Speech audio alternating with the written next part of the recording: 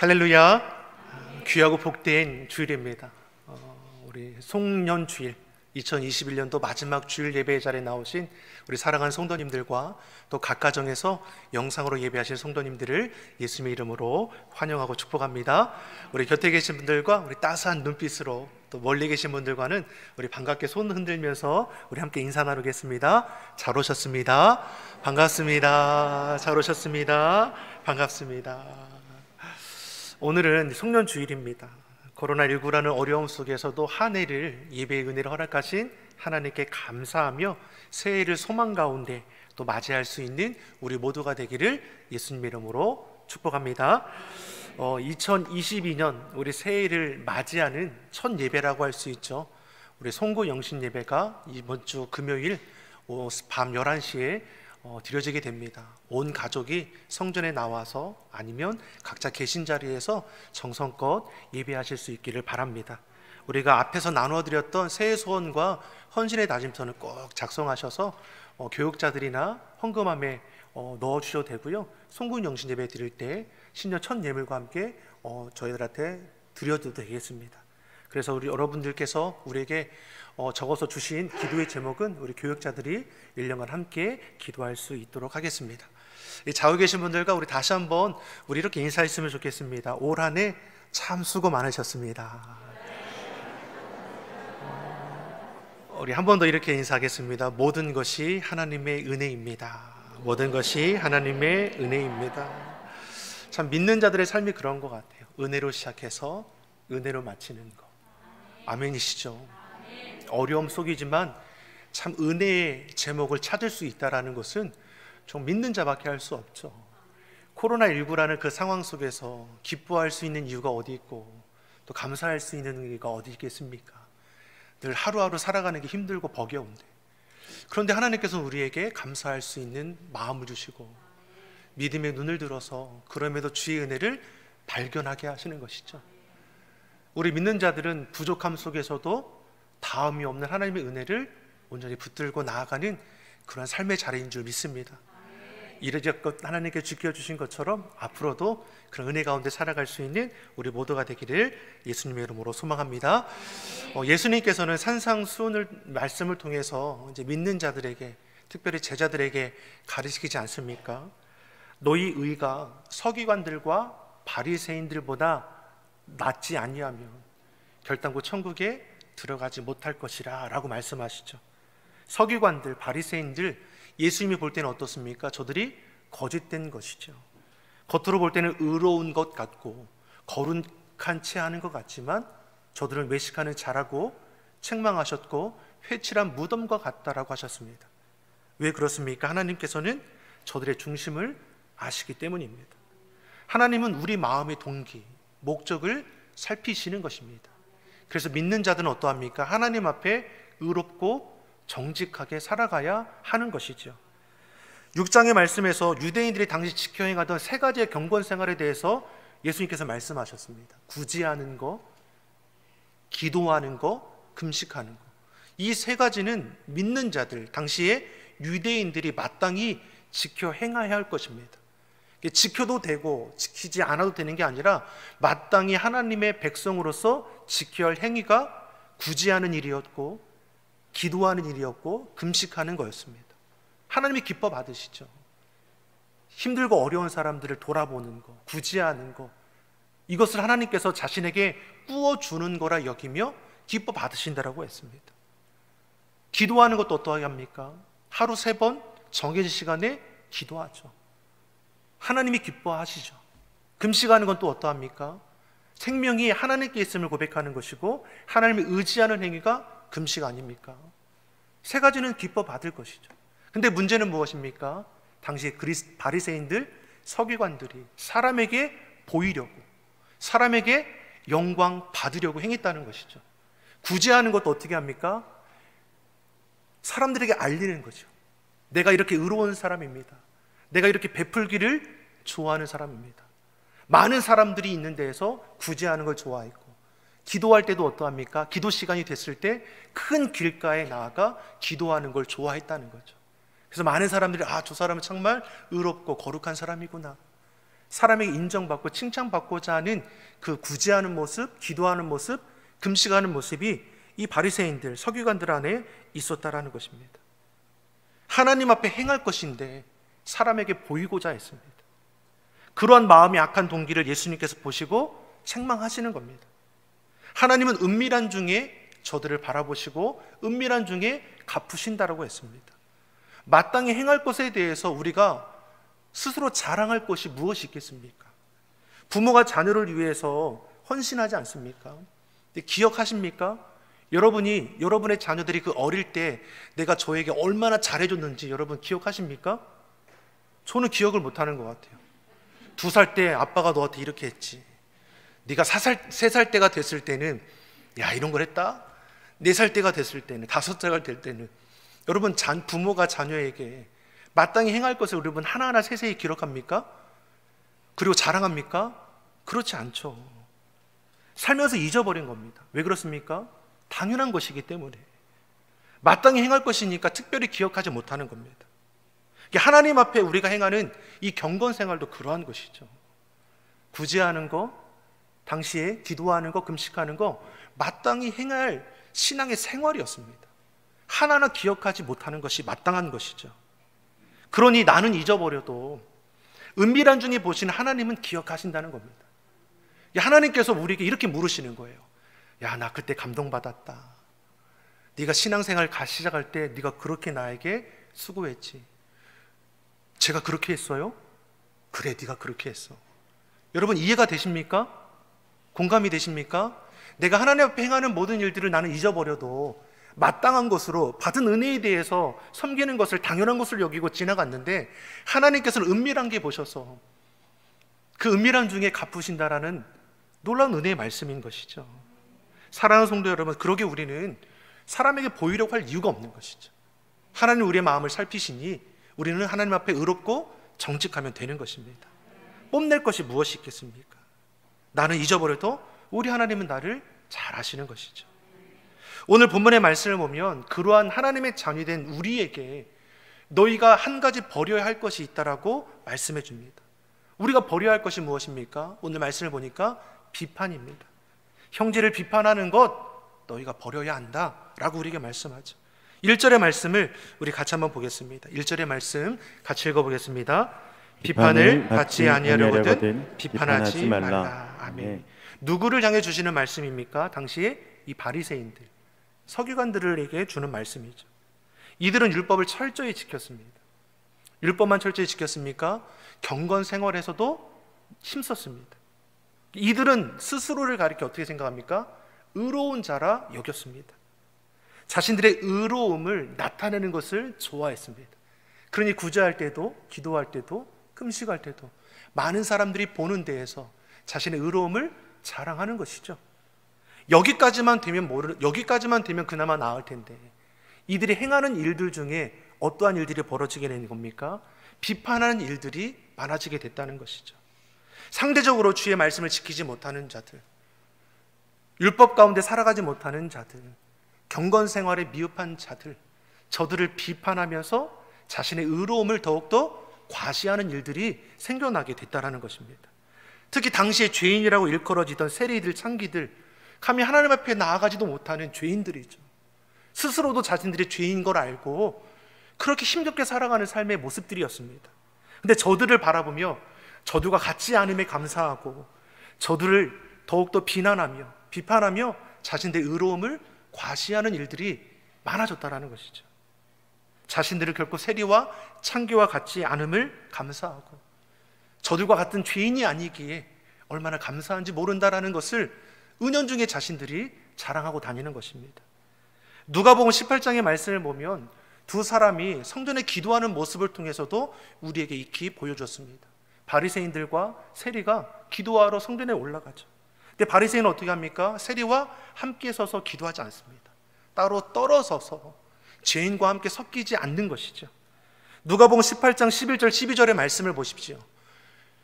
바리새인의 기도가 어떠합니까? 우리 같이 한번 읽어보겠습니다. 바리새인은 서서 따로 기도하여 가로되 하나님이여 나는 다른 사람들 곧 토색, 불의, 간음하는 자들과 같지 아니하고 비세리와도 같지 아니함을 감사하나이다. 나는 일에 일에 두 두 번의 번씩 금식도 하고 금식하고 또 또 소득의 소득의 11조를 11조를 드리나이다 하고. 네. 주의 약속의 말씀을 지키는 거, 하나님 앞에 예물 드리는 거, 헌신하는 거 하나님 기뻐 받으시죠. 근데 문제는 무엇입니까? 바리새인의 오만함, 교만함이 그대로 드러나는 것이죠. 자신이 얼마나 정직하인지 자랑하죠. 떨어져 기도하는 세리를 바라보며 정죄하면서 기도하고 자신의 경건 생활을 뽐내면서 기도하는 거죠. 그런데 반면에 세리는 어떻게 기도합니까? 멀리 서서 차마 주의 전에 가까이도 나가지도 못합니다. 거기에 하늘을 우러러 쳐다보지도 못하고 고개를 숙인 채 가슴을 치며 기도하죠. 누가복음 18장 13절의 말씀입니다. 우리 같이 읽어보겠습니다. 세리는 멀리 서서 감히 눈을 들어 하늘을 우러러 보지도 못하고 다만 가슴을 치며 가로되 하나님이여 불쌍히 여기옵소서 나는 죄인이로소이다 하였느니라. 아멘. 스스로 죄인인 걸 잘 알죠. 그래서 성전 앞에 나아가는 것도 차마 발걸음이 떨어지지 않는 것이고 그럼에도 가까이 나아가서 하늘을 우러러 쳐다보지 못하고 가슴을 치며 주여 나는 죄인입니다. 나를 불쌍히 여기소서. 이 둘의 모습을 예수님께서 말씀하시며 이 두 사람 중에 누가 의롭다함을 입겠느냐. 예수님은 바리새인이 아니라 세리가 의롭다함을 입을 것이라고 말씀하십니다. 사랑하는 성도 여러분, 온전한 판단은 누가 할 수 있는 것입니까? 완전하신 예수님만이 하실 수 있는 겁니다. 사람은 불완전합니다. 그리고 공평하지도 않습니다. 스스로 객관적이라 말하지만 결국 자기 중심적일 수밖에 없는 게 연약한 우리 인생의 모습입니다. 예수님께서 비판하지 말라는 이 말씀은 불의를 못 본 채 하라는 것이 아닙니다. 잘못을 덮어두라는 뜻도 아닙니다. 진리와 거짓을 분별하는 것은 마땅히 해야 할 일입니다. 여기서 비판하지 말라는 예수님의 말씀은 자기 스스로가 비판할 자격이 있다 여기며 마치 자신이 재판관이 되어서 판결을 내리는 것 같은 모습을 지적하는 것입니다. 야고보 4장에서도 동일한 말씀을 기록하죠. 야고보서 4장 11절의 말씀을 우리 같이 한번 읽어보겠습니다. 형제들아 피차 비방하지 말라. 형제를 비방하는 자나 형제를 판단하는 자는 곧 율법을 비방하고 율법을 판단하는 것이라. 내가 만일 율법을 판단하면 율법의 준행자가 아니요 재판자로다. 아멘. 형제들아 피차에 비방하거나 판단하지 말라. 형제를 비방하고 판단하는 자는 율법을 비방하고 판단하는 자니라. 이해가 되십니까? 누가 율법을 비방하고 판단할 수 있겠습니까? 형제를 비방하고 판단하는 것, 하나님의 자리에 서서 마치 자신이 재판관이 되어서 행하는 교만이라 우리에게 말씀하는 것이죠. 무엇보다 형제를 향해 비방하는 거, 판단하는 거, 오늘 본문에 비판하는 거 우리에게 주어진 것이 아니라는 것입니다. 누가 행하실 일입니까? 재판자 되시는 우리 주님께서 행하실 것이죠. 무엇을 우리에게 말씀하시고 합니까? 이것은 비판하지 말라, 비방하지 말라, 정죄하지 말라. 이것을 우리에게 어떻게 주시는 말씀입니까? 서로 사랑할 것을 말씀하는 것이죠. 서로 격려하고 위로해 줄 것을 말씀하는 것입니다. 서로를 향해 비판하지 말고 격려해 주는 관계가 되고, 미워하지 말고 사랑해 주는 관계가 되고, 정죄하지 말고 용서해 주는 관계를 맺어가라는 것입니다.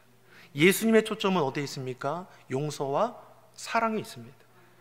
예수님이 우리에게 가르쳐준 기도를 보더라도 우리가 우리의 죄를 사하여 준 것 같이 우리의 죄를 사하여 주옵시고, 예수님께서 우리에게 너는 이렇게 기도하라고 가르쳐 주신 내용 가운데 어떻습니까? 우리가 우리의 죄를 서로 용서해 줍니다. 하나님, 나의 죄도 용서해 주옵소서. 이것이 예수님께서 가르쳐 주신 기도죠. 내가 너희를 사랑한 것 같이 너희도 서로 사랑하라. 우리는 사랑하라고 부름을 받은 자들이죠. 서로를 향해 비방하고 정죄하고 비판하는 것으로 서로 상처를 주고 아픔이 되는 일은 없어야 하는 것입니다. 이러한 일들로 우리에게 주어진 시간들을 여러분 허비하는 일이 없어야 합니다. 서로 사랑하고 위로하고 또 격려하고 베풀어주고 나누고 섬겨주기에도 우리는 부족한 시간을 살아가는 것이죠. 제가 이전에도 몇 번 이 사랑에 대해서, 이 비방에 대해서 예를 들을 때 우리 자녀의 어릴 때의 모습을 예로 들었는데 아마 제가 잠깐 얘기해 보면 생각나시는 분들이 있습니다. 처음 듣는 것처럼 들으라고 제가 이렇게 얘기하는 것이죠. 제게 두 자녀가 있습니다. 아들과 딸입니다. 두 아이를 제가 똑같이 사랑한다고 말하지만 사실 그렇지 않습니다. 저는 딸을 더 사랑하는 것 같습니다. 제 딸이라서 그런지는 몰라도 구수하게 생긴 게 누가 봐도 제 딸입니다. 그러니 더 사랑스럽죠. 그런데 사랑스러운 딸 때문에 제가 싫어하는 동요가 있습니다. 기억나십니까? 곰 3마리. 곰 3마리의 동요 다 아시죠? 곰 3마리의 그 내용이 이러합니다. 곰 3마리가 한 집에 있습니다. 아빠 곰이 있고 엄마 곰이 있고 애기 곰이 있습니다. 곰 3가족의 특징이 어떠합니까? 아빠 곰은 뚱뚱합니다. 엄마 곰은 날씬합니다. 애기 곰은 귀엽습니다. 아주 귀엽다라고 나오죠. 우리 저희 딸이 이 동요를 너무 좋아합니다. 저도 같이 많이 불렀습니다. 율동도 있지 않습니까? 아빠 곰은 뚱뚱해, 엄마 곰은 날씬해, 애기 곰은 뭐 너무 귀여워 이렇게 하지 않습니까? 이 동요를 하라는 거죠. 곰 3마리가 한 집에 있어. 아빠 곰, 엄마 곰, 애기 곰. 아빠 곰은 뚱뚱해. 그리고 나아갈 게 뭐죠? 엄마 곰은 날씬. 이렇게 나가는데 저희 딸이 이렇게 노래합니다. 아빠 곰은 뚱뚱해. 아빠 곰은 뚱뚱해. 아빠 곰은 뚱뚱해. 한 번을 불러도 두 번을 불러도 엄마 곰은 날씬해, 애기 곰은 너무 귀여워 나가야 하는데 이상하게 저희 딸이 아빠 곰은 뚱뚱해, 아빠 곰은 뚱뚱해, 아빠 곰은 뚱뚱해라고 노래가 끝나는 거죠. 이 아이가 무엇을 알고 그러는지는 알 수 없지만 곰 3마리만 부르면 이 아빠 곰은 뚱뚱해라고 이제 노래가 맞춰지는 겁니다. 날씬한 사람에게 뚱뚱하다고 하는 것은 장단하고 농담하는 거지만 뚱뚱한 사람에게 뚱뚱하다고 하는 것은 이거 한번 해보자는 거 아닙니까? 그렇다고 제 딸에게 그 말에 스트레스를 받겠습니까? 제가? 오히려 너무 귀엽죠. 그래, 아빠 곰은 뚱뚱해. 그래서 아빠가 살을 못 빼는 거야. 하지만 엄마 곰도 뚱뚱하다? 이렇게 아이하고 이제 장난하는 것이죠. 사랑하는 성도 여러분, 제가 이야기 드리는 게 무엇인지 아시죠?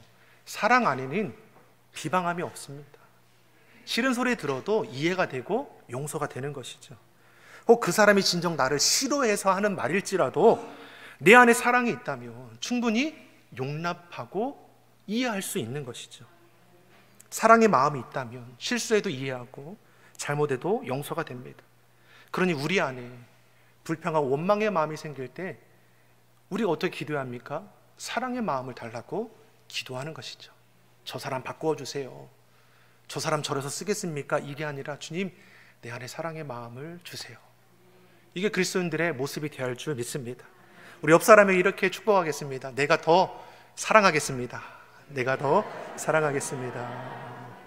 여러분, 우리가 선포하는 게 중요한 게 무엇입니까? 선포한 대로 살아가려고 우리가 노력하기 때문입니다.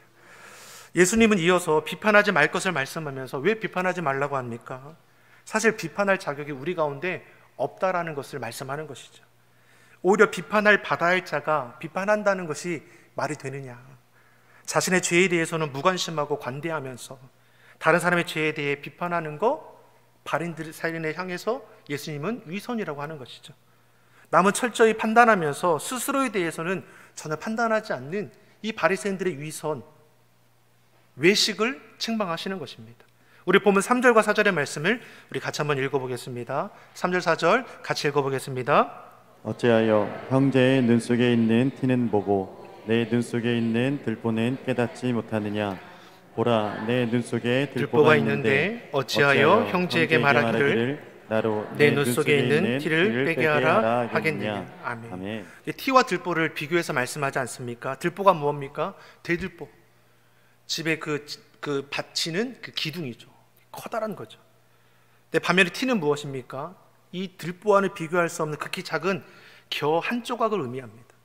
형제의 티끌과도 같은 조그만 허물에 너가 비방하고 판단하기 전에 네 눈에 있는 티끌과는 비교할 수 있는 들보가 있음을 왜 깨닫지 못하느냐라고 묻는 것이죠. 그러면서 어찌 남을 비방하고 비판할 수 있는 것이냐? 어떤 사람이 진료를 받으러 병원에 가서 의사 선생님이 이렇게 말합니다. 선생님, 이상하게 온 몸이 다 아픕니다. 머리를 만지면 머리가 아프고 배를 만지면 배가 아프고 다리를 만지면 다리가 아픕니다. 큰 병인 것 같은데 어떻게 합니까? 온몸의 사진을 다 찍어봤습니다.